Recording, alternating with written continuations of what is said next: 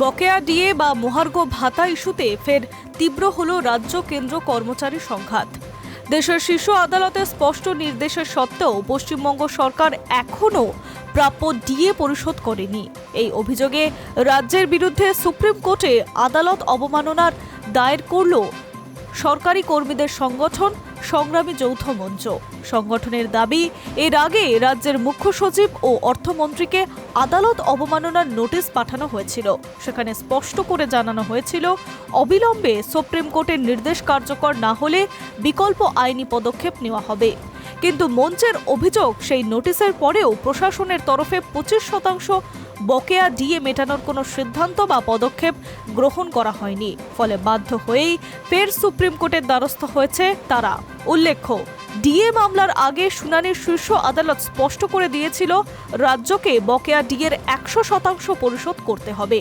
তার মধ্যে 25% অবিলম্বে মিটিয়ে দিতে হবে। বাকি 75% কিভাবে এবং কত কিস্তিতে দিতে হবে তা নির্ধারণের জন্য 6 মার্চের মধ্যে 4 সদস্যের একটি কমিটি গঠনের নির্দেশ দেয় বিচারপতিরা। আদালতের পর্যবেক্ষণ ছিল তাৎপর্যপূর্ণ। সরকারি কর্মচারীদের প্রাপ্য অর্থ নিয়ে অনির্দিষ্টকালের টালবাহানা চলতে পারে না। কর্মচারীদের ন্যায্য পাওনা মেটাতে রাষ্ট্রের দায়িত্ব। সেই পর্যবেক্ষণের পরেও রাজ্য সরকারের নিষ্ক্রিয়তা নিয়ে প্রশ্ন তুলেছিল আন্দোলনকারী সংগঠন। সংগ্রামী যৌথ মঞ্চের নেতা ভাস্করের কথায়, 25% ডিএ অবিলম্বে দেওয়ার যে রায় আদালত দিয়েছিল তা কার্যকর করতে কোনো প্রশাসনিক তৎপরতা আমরা দেখছি না।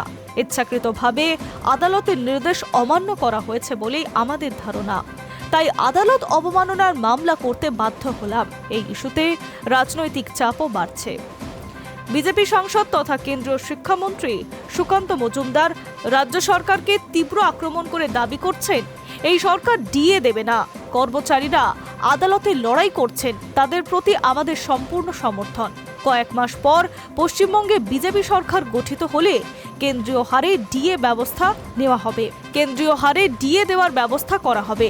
রাজ্য সরকারের পক্ষ থেকে অবশ্য এখনো কোনো আনুষ্ঠানিকভাবে আদালত অবমাননার মামলার বিষয়ে বিস্তারিত প্রতিক্রিয়া মেলেনি। প্রশাসনিক মহলের একাংশের মতে, আর্থিক চাপ ও বাজেট সংক্রান্ত সীমাবদ্ধতার কারণেই বিষয়টি জটিল আকার নিয়েছে। তবে আদালতের নির্দেশ অমান্য করার প্রশ্নে সরকার কি অবস্থান নেয় তা এখনো গুরুত্বপূর্ণ।